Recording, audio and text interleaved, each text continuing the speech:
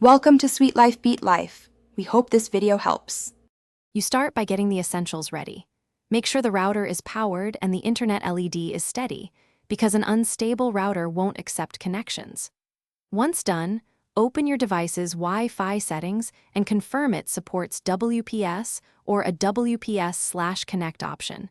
This is how the router and device pair without typing a password. Make sure the device is unlocked and nearby. Press the router's WPS button only when the device is on the connection screen, so both ends can discover each other immediately. Now you trigger the actual pairing. Press the router's WPS button for about 2 to 3 seconds. Hold too long and you may reset settings. Then watch the WPS LED blink. That indicates it's discoverable.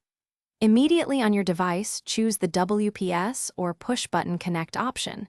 Timing matters because the router waits only about 60 to 120 seconds. Let them exchange credentials automatically.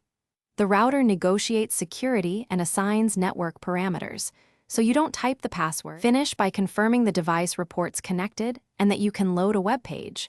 Check signal strength to ensure stable performance. If it doesn't connect, reboot both the router and your device, then retry the WPS sequence within 2 minutes. Often temporary glitches clear this way.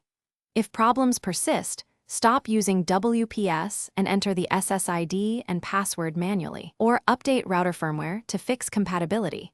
These steps resolve most stubborn connection issues and keep your network secure.